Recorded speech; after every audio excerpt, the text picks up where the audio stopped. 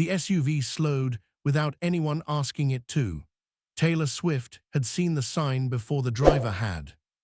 3 words on a piece of torn cardboard held up by a 6-year-old girl who could not have understood the full weight of what she was holding. "We love Taylor." No last name, no explanation. Just 3 words and 2 hand-drawn hearts in crayon, red, the color her mother had said was Taylor's favorite. The girl's name was Rosa. She was standing outside Circuit of the Americas in Austin, Texas, in the blue hour of a November evening, with her 7-year-old brother Marco beside her and their mother Elena behind them, one hand on each of their shoulders, all 3 of them watching the arriving concert-goers with the particular stillness of people who are outside something and know it. If you believe a single moment can change 3 lives, subscribe right now and turn on notifications. Every week, we bring you the stories that prove it. What happened in the next 20 minutes would never make the official concert report. It would not appear in any setlist summary or press release. But it would appear 6 months later in the graduation speech that Elena Vasquez gave at her nursing certification ceremony, which she delivered in both English and Spanish, and which ended with a sentence that made the entire auditorium cry. But that is getting ahead of ourselves. We need to start where it actually started. Eras Tour's Austin stop had been sold out for 7 months. Circuit of the Americas held 72,000 people, and all 72,000 of them were either inside already or moving toward the gates in the long, glittering, friendship bracelet-studded stream that had been flowing since early afternoon. The evening air smelled like November in Texas, cool enough to need a jacket, but warm enough to forget it. The sky going from amber to violet above the stadium's enormous LED displays. Elena Vasquez, 33 years old, had not bought a ticket. She could not have bought a ticket. She had $47 in her checking account, which needed to cover groceries and laundry and the gas to get to the job interview she had on Thursday. She had driven to the stadium because Rosa had asked her to, because Rosa had heard Taylor Swift on the radio at the shelter where they had been staying for 11 weeks, and had said, with the specific certainty of a 6-year-old who does not yet know the word impossible, "Can we go see her? Can we go see Taylor?" Elena had said what she always said when Rosa asked for things that were impossible: "We'll see." And then, on the morning of the concert, she had packed Marco and Rosa into the 12-year-old Honda that was the last thing she fully owned, and she had driven to the stadium, and she had parked in the public lot a half-mile away, and she had walked her children to the gates, because sometimes the being near something is its own kind of comfort. Sometimes watching the lights from the outside is enough.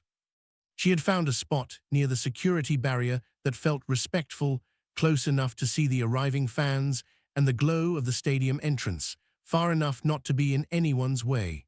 Rosa had made her sign that morning. Marco had contributed by holding the tape. They had been standing there for 40 minutes when the black SUV slowed. Elena Vasquez had been a pediatric nurse for 6 years. She had been a good one, patient in a way the profession requires, precise in a way it demands, warm in a way no training program can manufacture.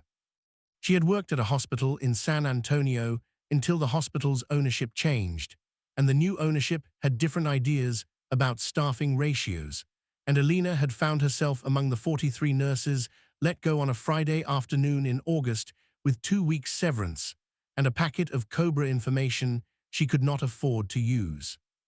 What followed those 2 weeks had the quality of a very fast fall. Rent was due. The severance ran out. Her sister in Austin offered a couch, then circumstances changed and the couch became unavailable. She had applied for emergency housing assistance and been placed on a wait list.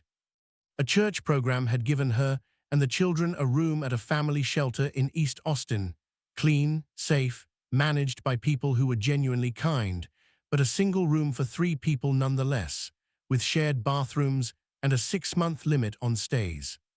She had enrolled Rosa in kindergarten within the first week. She had enrolled Marco in 2nd grade the week after. She had told them that they were on an adventure, which was a word she had chosen carefully because it was both false and somehow true. Their life had become radically uncertain in ways that felt like adventure, in the way that swimming in deep water without knowing how deep it goes feels like adventure. She had not let them see her cry. She had cried in the shelter bathroom at 2 a.m., quietly, after they were asleep. This was a discipline she maintained with the same precision she had once maintained medication schedules. Taylor Swift's music had entered their shelter life in the way music enters enclosed spaces, through the radio of the volunteer who ran Sunday activities, through the shared tablet Marco borrowed during free time, through Rosa singing something she had heard somewhere in the particular determined way that 6-year-olds sing things they like, until the whole room knew it without anyone deciding to learn it. Elena found herself, on the harder evenings, playing Taylor Swift songs quietly through her earbuds while the children slept. There was something in the music, something about the combination of precision and feeling, about lyrics that named specific emotions with enough accuracy to make you feel less alone in them, that made the 2 a.m. bathroom hours slightly more survivable. She had been listening to Clean on the night she decided she was going to get her nursing certification updated and start the application process over from scratch. At 33, with 2 children in a shelter and $47 and a Honda with 140,000 miles on it. The song was about emerging from something. She was not yet emerged, but the song made emerging feel like a place she could get to. She did not know, standing outside Circuit of the Americas with Rosa's sign raised and Marco's hand in hers, that the night was about to give her something she had not asked for and could not have imagined. Taylor Swift had asked her driver to slow down before her conscious mind had fully processed why. The sign registered first, 3 words and 2 red crayon hearts, and then the family holding it registered, and then something about the family that she couldn't name immediately, but that she recognized. Not the recognition of knowing someone, the recognition of understanding something. She had seen something in the specific quality of their stillness, not the charged stillness of fans hopping to be noticed. The quieter stillness of people who have learned to take up exactly as much space as they need, and no more. "Stop for a minute," she said. Her security lead, who had worked with Taylor long enough to know that requests framed this way were not negotiable, signaled the driver. She got out of the vehicle. She was wearing dark jeans, a fitted camel-colored blazer over a simple white top, and the ankle boots she had worn to the venue walkthrough that morning, polished but not elaborate, the outfit of someone who was going to work rather than to a red carpet. She walked toward the family in the way she had learned to walk toward people in unexpected contexts, directly, not too fast, without performing casualness, which is a different thing from actually being casual. Rosa saw her first. Rosa was 6 and had Taylor Swift's face memorized from Marco's borrowed tablet, and she was at the age where the distance between a face on a screen and a face on a pavement was not yet large enough to seem impossible. "It's Taylor," Rosa said, to no one specifically and to everyone.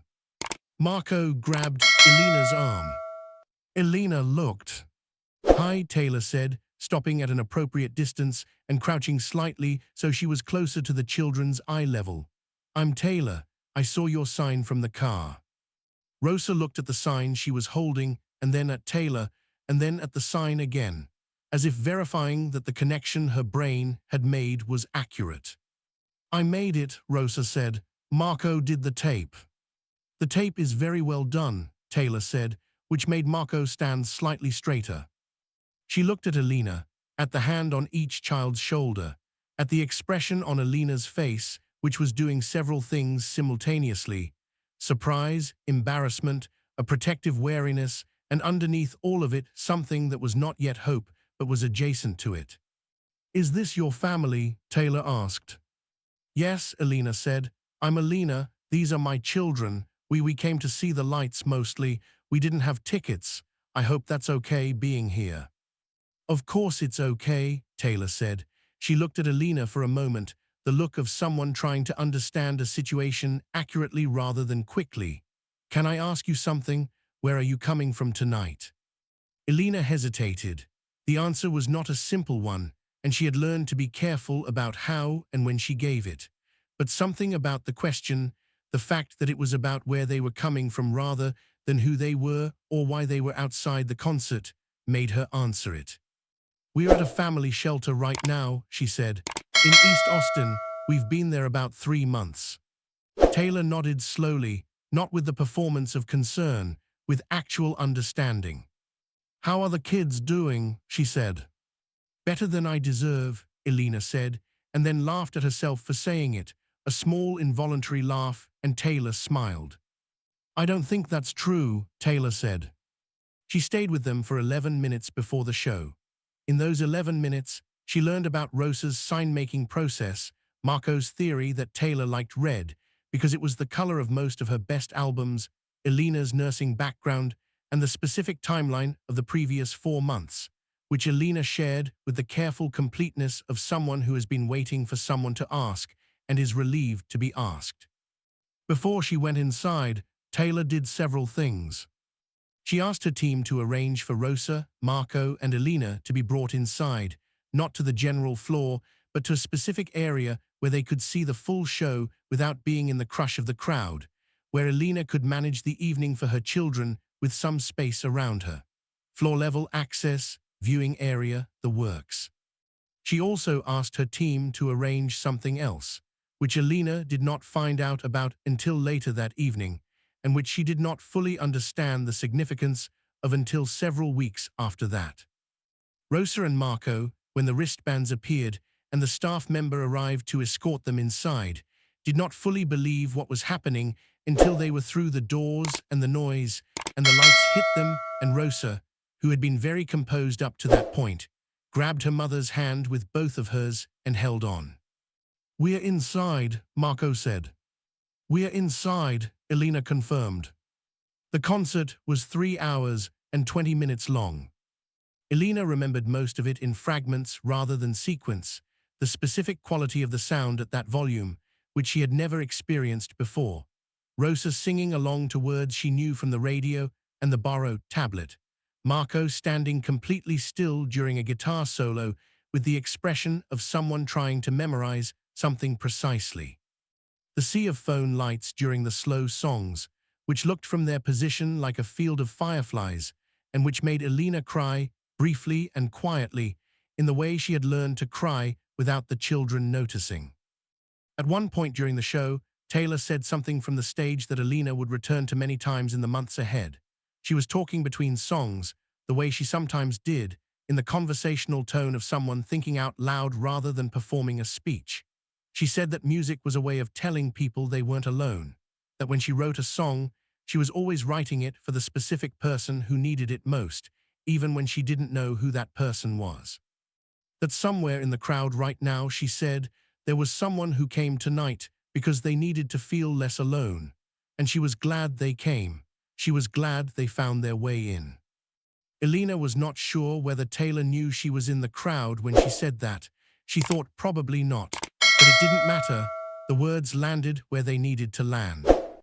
After the concert, as the crowd was dispersing, the staff member who had escorted them in appeared again and asked if Elena would come backstage with the children. Elena's first instinct was to say no, the polite no of someone who has been on the receiving end of generosity and doesn't want to overextend it. But Rosa was already following the staff member, and Marco was right behind her, so Elena went too.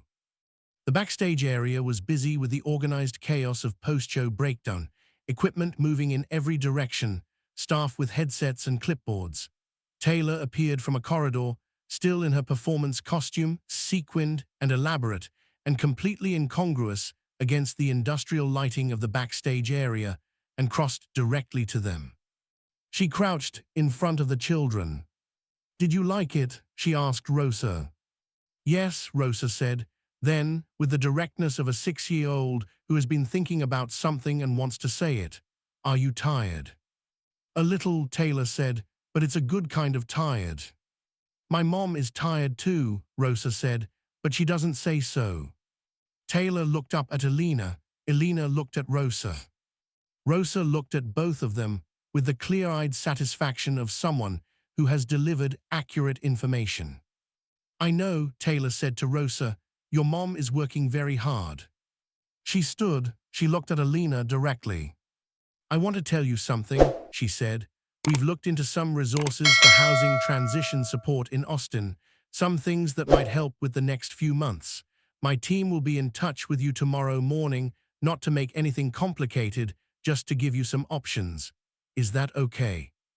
Elena did not have the word for what it was. She said yes. And one more thing, Taylor said. She reached into a small bag being held by one of her team members and produced 2 items, a signed photograph for each child, with their names written on it, which they had told her during the 11 minutes outside, and a small piece of paper that she folded and pressed into Elena's hand. For your certification, Taylor said quietly, for the nursing program, it should cover everything. Elena looked at the folded paper. She opened it. She read the number. She folded it again very carefully and put it in her jacket pocket with both hands. She did not say anything for a moment. Then she said, I don't know how to. You don't have to, Taylor said. Just finish the program. Elena Vasquez enrolled in the LVN to RN Bridge program at Austin Community College in January, 4 months after the concert. The program was 18 months long. She completed it in 19, 1 month behind schedule due to a week when Marco was hospitalized with pneumonia, which she navigated while continuing her coursework and her part-time work as a medical assistant, and her role as the primary caregiver for 2 children who were, by all available evidence, doing remarkably well. She and the children moved out of the shelter in February into a 2-bedroom apartment in North Austin that was modest and clean and had a small balcony where Rosa immediately installed a single potted plant, which she named Taylor. The plant did fine. It was a succulent. Succulents are difficult to kill. Elena passed her NCLEXON examination on the first attempt, which her nursing instructors described as impressive given her circumstances, and which Elena herself described as the result of studying every available hour, often at the kitchen table, while the children did their homework beside her. She accepted a position at a pediatric clinic in East Austin 2 weeks after passing her boards. She started work on a Monday. On Friday of that same week, she called her sister, who she had not spoken to properly in almost a year, and they talked for 3 hours. The graduation ceremony happened in June. It was held in the college's main auditorium, which seated 400 people. Rosa and Marco sat in the 3rd row in the outfits Elena had chosen carefully, Marco in a navy blazer that was slightly too big for him and that he wore with considerable dignity. Rosa in a white dress that she had insisted on because, she said, it was a special occasion, and special occasions required a white dress. Elena's graduation speech was not planned to be emotional. She had written it to be practical, 5 minutes, gratitude to instructors, acknowledgement of cohort, brief statement about why nursing mattered. But when she got to the part where she talked about the period before the program, she found that the practical version was not the true version, and that the true version required the other language, the one she had been raised in, and so she shifted mid-sentence into Spanish and continued in both languages for the rest of the speech, which was not what she had written, but was exactly what she meant. She talked about the shelter. She talked about the Honda. She talked about a November evening outside a concert venue and a sign made of cardboard and red crayon and 11 minutes that became a different life. She talked about what it meant to be seen when you were not expecting to be seen. The last sentence of the speech, in both English and Spanish, was, I did not come here from nowhere. Someone stopped the car. The auditorium was quiet for a moment, then it was not quiet at all. Taylor Swift was not at the graduation.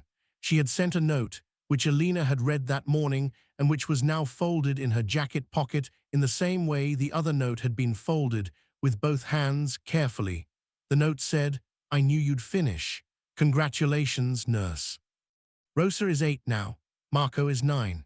They attend a public school in North Austin with a music program that Rosa has enrolled in, choosing the violin, which she plays with the specific determined imprecision of someone who has recently started learning something and is fully committed to mastering it.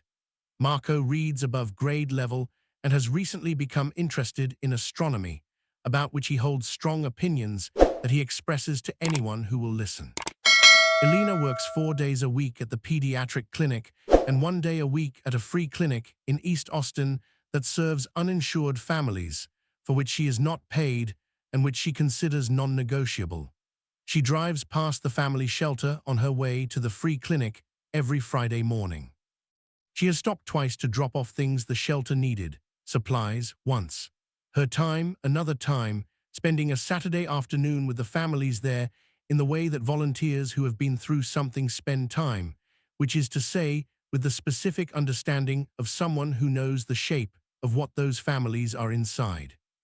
The succulent on the balcony continues to thrive. Rosa waters it on Sundays and reports on its condition to Marco with the seriousness of a scientist presenting findings. Elena has not spoken publicly about what happened on the November evening outside the concert. She has not sought press or attention. She told the story to her nursing cohort at graduation because it was the true version of the story, and because she believed that true versions of stories were worth telling even when they were personal. She has told it to a few friends. She has told her children the version appropriate to their ages. The version she tells herself on the harder days, the days when the clinic is overwhelming or the bills are tight or the exhaustion of being a single parent and a nurse and a person all at once reaches a particular pitch, is the shortest version. It is just one sentence.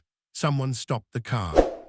And there we have it, a story that reminds us that the most consequential decisions are often the smallest ones. Taylor Swift asked a driver to slow down. She got out of a vehicle. She walked 50 feet. She stayed for 11 minutes. She asked a question that was honest rather than polite. She listened to the answer. She made a phone call. She handed over a folded piece of paper. None of these acts required heroism. None of them required sacrifice at any significant scale, not for someone in Taylor's position. What they required was attention. The willingness to look at something, really look, and understand what you were seeing, and then act on that understanding rather than file it away for later. Elena Vasquez did not need rescuing. She needed the specific and finite help that she needed, at the moment she needed it, from someone with the specific and finite capacity to provide it. That is not a story about charity. It is a story about one person seeing another person clearly, not as a symbol or a story or a problem to be solved, but as a woman who was working as hard as she could and needed a hand on the next step. Rosa made a sign out of cardboard and red crayon because she loved a singer she had heard on a shelter radio. Marco contributed the tape. Elena drove the Honda to the stadium because sometimes the being near something is its own kind of comfort. And Taylor Swift looked out the window of a moving vehicle and saw 3 people who deserved more than a moment of being seen and gave them that and more. I did not come here from nowhere. Someone stopped the car. There is a version of the world in which the car doesn't stop, in which Taylor looks at the sign, thinks something warm and passing, and the driver continues to the venue entrance. In that version, Elena Vasquez still finishes the nursing program eventually because she was always going to, because she is that kind of person. It would have taken longer. It would have been harder. The plant on the balcony might not exist. The graduation speech might have had a different last sentence. We don't live in that version. We live in the one where someone looked up from what they were doing and saw 3 people standing in the blue hour of a November evening and stopped. That is enough. That is more than enough. That is everything. Thank you for joining us for another story. Until next time, look up from what you're doing. You might be someone's November evening.